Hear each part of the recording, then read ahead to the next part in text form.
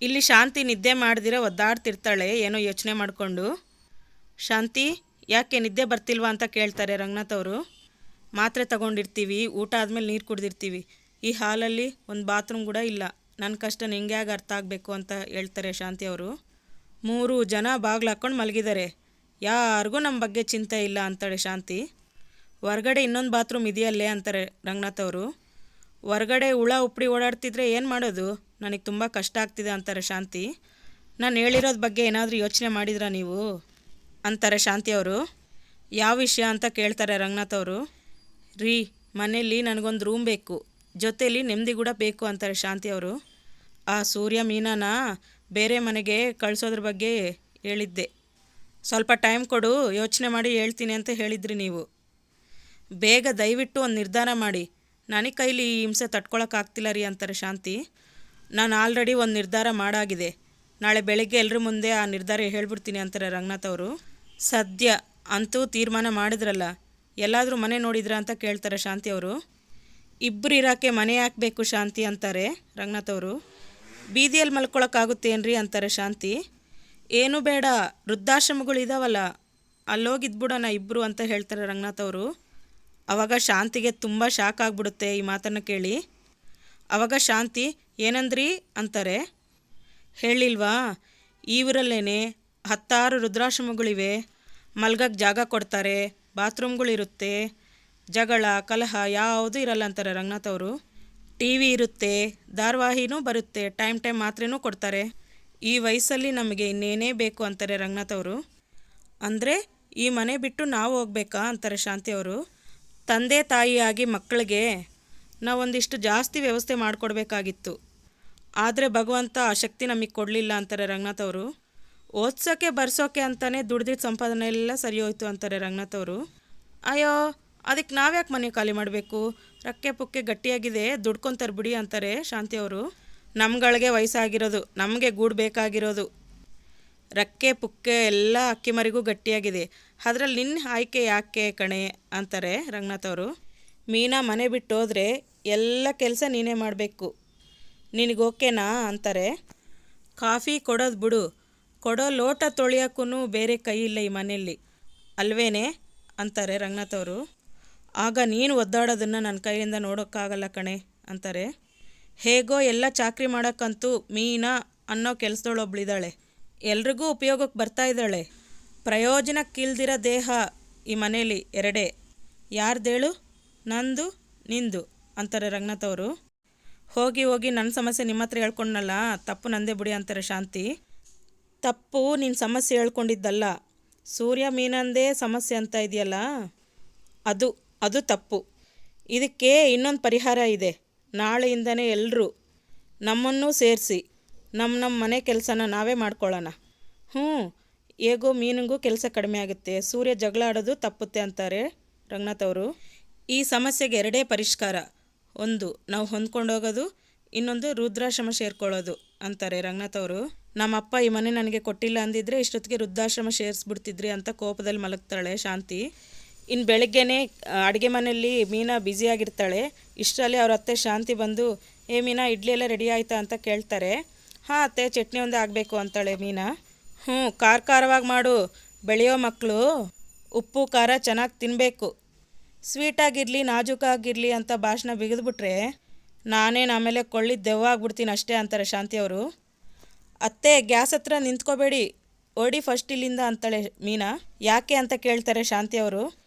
ಕೊಳ್ಳಿ ದೆವ್ವ ಬೆಂಕಿ ಹಿಟ್ಕೊಂಡಿರುತ್ತಂತೆ, ಗ್ಯಾಸ್ ಹತ್ರ ಬಂದು ಅದು ಹುರಿದು ಮನೆಗೆ ಏನಾದರೂ ಅಪಾಯ ಆಗ್ಬಿಟ್ರೆ, ಆಹಾಹಾ ಕಾಯ್ತಾ ಇದೆಯಲ್ವಾ ಆ ಥರ ಏನಾದರೂ ಆಗಲಿ ಅಂತ ಅಂತಾರೆ ಶಾಂತಿ. ರೋಹಿಣಿ ಶ್ರುತಿ ಕೆಲ್ಸಕ್ಕೆ ಹೋಗ್ತಾರೆ, ಬೇಗ ತಂದು ಬಡಿಸು ಅಂತ ಹೊಟ್ಟೋಗ್ತಾರೆ ಶಾಂತಿ ಅವರು. ರೋಹಿಣಿ ಬಾ ಅಮ್ಮ, ಇಡ್ಲಿ ರೆಡಿಯಾಗಿದೆ, ನೀನು ಕೇಳಿದೆ ಅಂತ ಪುದೀನ ಚಟ್ನಿನೂ ಮಾಡಿಸಿದ್ದೀನಿ, ಬಾ ತಿನ್ನು ಅಂತಾರೆ ಶಾಂತಿ ಅವರು. ಅತ್ತೆ, ನಾನು ಇಡ್ಲಿ ಬೇಕು ಅಂತ ಆಸೆಪಟ್ಟು ಕೇಳಿದ್ದು ನಿಜ, ಆದರೆ ಯಾಕೋ ದೋಸೆ ತಿನ್ಬೇಕು ಅನ್ನಿಸ್ತಿದೆ. ಹೌದಾ, ಇರು ಅಂತಾರೆ ಶಾಂತಿ ಅವರು. ಅಷ್ಟರಲ್ಲಿ ಮೀನಾ ಹೊರಗಡೆ ಬರ್ತಾಳೆ. ರೋಹಿಣಿ ಅವರೇ, ಆಗಲೇ ನೀವು ಇಡ್ಲಿ ಬೇಕು ಅಂತ ಕೇಳಿದ್ರಿ ತಾನೇ ಅಂತಾಳೆ ಮೀನಾ. ಹೌದು ಮೀನಾ, ಬಟ್ ಯಾಕೋ ಈಗ ನನಗೆ ತಿನ್ಬೇಕಂತ ಅನ್ನಿಸ್ತಿಲ್ಲ ಅಂತಾಳೆ ರೋಹಿಣಿ. ಅಲ್ಲ, ಈಗಾಗಲೇ ನಾನು ಇಡ್ಲಿ ಮಾಡಿದ್ದೀನಲ್ಲ ಅಂತಾಳೆ ಮೀನಾ. ಅಯ್ಯೋ, ಅದಕ್ಕೇನಾಯ್ತು ಈಗ? ಅದೇ ಇಡ್ಲಿ ಹಿಟ್ಟಲ್ಲಿ 4 ದೋಸೆ ಹಾಕಿದ್ರೆ ಏನಾಯ್ತು ಈಗ? ಏನಾಗೋಗುತ್ತೇಳು ಅಂತಾರೆ ಶಾಂತಿ ಅವರು. ಸರಿ ಅಂತ ಮೀನು ಹೊರಟೋಗ್ತಾಳೆ ಒಳಗಡೆಗೆ. ಓಹೋಹೋ ಅವತಾರ ಮಾಡ್ತಾಳೆ ಅಂತಾರೆ ಶಾಂತಿ ಮೀನಾನ. ನೀನು ಬಾ ಬಾ ನೀನು, ನಿನಗೊಂದು ವಿಷಯ ಹೇಳ್ತೀನಿ ಬಾ ಅಂತ ಕೈ ಇಟ್ಕೊಂಡು ಶಾಂತಿ ರೋಹಿಣಿನ ಕರ್ಕೊಂಡು ಹೋಗ್ತಾರೆ ಒಳಗಡೆಗೆ. ಇದನ್ನೆಲ್ಲ ಸೂರ್ಯ ಒಳಗಡೆ ಇದ್ಕೊಂಡು ಕೇಳಿಸ್ಕೊತಾ ಇರ್ತಾನೆ. ರೋಹಿಣಿನ ಅಡುಗೆ ಮನೇಲಿ ಕರ್ಕೊಂಬಂದು ಕೂತ್ಕೋ ನೀನು, ಅವಳು ದೋಸೆ ಮಾಡಿಕೊಡ್ತಾಳೆ, ಅಲ್ಲಿವರೆಗೂ ಆಪಲ್ ತಿನ್ನುವಂತಿರು, ಹೊಟ್ಟೆ ಹಸ್ಕೊಂಡಿರಬೇಡ, ಬಂದೇ ಇರು ಅಂತ ಫ್ರಿಜ್ಜಲ್ಲಿ ಆಪಲ್ ತೆಕ್ಕೊಡ್ತಾ ಇರ್ತಾರೆ ಶಾಂತಿ ರೋಹಿಣಿಗೆ. ಇಷ್ಟರಲ್ಲಿ ಶ್ರುತಿ ಅಡುಗೆ ಮನೆ ಕಡೆ ಫೋನ್ ಮಾತಾಡ್ಕೊಂಡು ಬರ್ತಾಳೆ.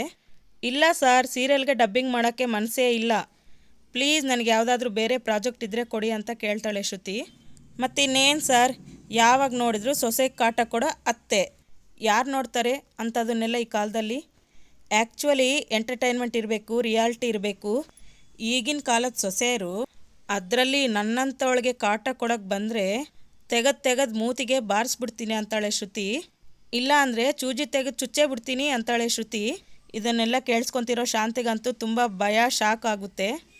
ಏನಮ್ಮ ಶ್ರುತಿ ಅದು, ಅತ್ತೆಗೆ ಮೂತಿಗೆ ತಿವಿದ್ಬಿಡ್ತೀನಿ, ಚಾಕು ತಗೊಂಡು ಚುಚ್ಬಿಡ್ತೀನಿ ಅಂತ ಇದೆಯಲ್ಲ? ಅಯ್ಯೋ ಸೀರಿಯಲ್ ಡಬ್ಬಿಂಗ್ ವಿಷಯ ಅತ್ತೆ. ಹೋ ಸೀರಿಯಲಾ, ಅದರಲ್ಲೆಲ್ಲ ಹಂಗೆ ಕಣಮ್ಮ, ಇನ್ನೂ ಸೊಸೆಂದ್ರಿಗೆ ಕಾಟ ಕೊಡೋ ಅತ್ತೆ ಅಂದ್ರೇ ತೋರಿಸ್ತಾರಪ್ಪ ಅಲ್ವಾ ಅಂತಾರೆ ಶಾಂತಿ ಅವರು. ನನ್ನನ್ನು ನೋಡು, ನಾನು ಎಷ್ಟು ಫ್ರೆಂಡ್ಲಿಯಾಗಿ ಜಾಲಿಯಾಗಿರ್ತೀನಲ್ವ ಅಂತಾರೆ ಶಾಂತಿ ಅವರು. ನಿಮ್ಮ ಹತ್ರ ದ್ವೇಷನೇ ಕಟ್ಕೊಳ್ಳಲ್ಲಪ್ಪ ನಾನು ಅಂತಾರೆ ಶಾಂತಿ. ನಿಮ್ಮ ಅದೃಷ್ಟ ಅತ್ತೆ, ನೀವು ತುಂಬ ಒಳ್ಳೆಯವರು. ನೀವೇನಾದರೂ ಆ ಸೀರಿಯಲಲ್ಲಿ ಹಿಂಸೆ ಕೊಡೋ ಅತ್ತೆ ಥರ ಆಗಿದ್ದಿದ್ರೆ ಚುಚ್ಚಿ ಬಿಡ್ತಿದ್ದೆ ಅಂತಾಳೆ ಶ್ರುತಿ. ತುಂಬ ಹೆದರ್ಬಿಡ್ತಾಳೆ ಶಾಂತಿ. ಮೀನಾ ಬಾ ಇಲ್ಲಿ ಅಂತ ಕರೀತಾಳೆ ಶಾಂತಿ. ಏನತ್ತೆ ಅಂತ ಕೈಯಲ್ಲಿ ಚಾಕು ಇಟ್ಕೊಂಡು ಅತ್ತೆ ಮುಂದೆ ನಿಂತ್ಕೊತಾರೆ ಮೀನಾ. ಏನೇ ಇದು, ಚಟ್ನಿಗೆ ಖಾರ ಕಡಿಮೆ ಇದೆ ಅಂದ್ರಲ್ಲ, ಅದಕ್ಕೆ ಇನ್ನೊಂದೆರಡು ಮೆಣಸಿನ್ಕಾಯಿ ಹಚ್ತಿದ್ದೆ ಅಂತಾಳೆ ಮೀನಾ. ಶ್ರುತಿ ನಿನಗೂ ದೋಸೆ ಮಾಡೋಕ್ಕೆ ಹೇಳಲೇನಮ್ಮ? ಬೇಡ ಅತ್ತೆ, ಅದು ತಿಂದರೆ ತುಂಬ ಬಾಯಾರಿಕೆ ಆಗುತ್ತೆ ಅಂತಾಳೆ ಶ್ರುತಿ.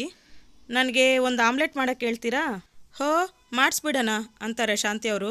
ಇಷ್ಟರಲ್ಲೇ ಮೀನಾ ಆಮ್ಲೆಟಾ ಅಂತ ಕೇಳ್ತಾಳೆ. ಯಾಕೆ ಆಮ್ಲೆಟ್ ಅಂದ ತಕ್ಷಣ ಬಾಯ್ ಬಿಡ್ತೀಯಾ? ರೋಹಿಣಿ ನಿಂಗೊಂದು ಆಮ್ಲೆಟ್ ಬೇಕೇನಮ್ಮ? ಹ್ಞೂ ಅತ್ತೆ ಅಂತಾಳೆ ರೋಹಿಣಿ. ಮೀನಮ್ಮ 2 ಮೊಟ್ಟೆ ಫ್ರಿಜ್ಜಿಂದ ತೆಗೆದು ಹಂಗಾಕಿ ಆಮ್ಲೆಟ್ ಮಾಡಿಕೊಟ್ಬಿಡು ಅಂತಾರೆ ಶಾಂತಿ. ಅತ್ತೆ ದೋಸೆ ಮಾಡ್ತಿದ್ದೀನಿ ಅಂತಾಳೆ ಮೀನಾ.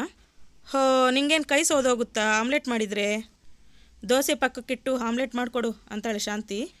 ಇಷ್ಟರಲ್ಲೇ ಅಡುಗೆ ಮನೆಗೆ ಸೂರ್ಯ ಬರ್ತಾನೆ.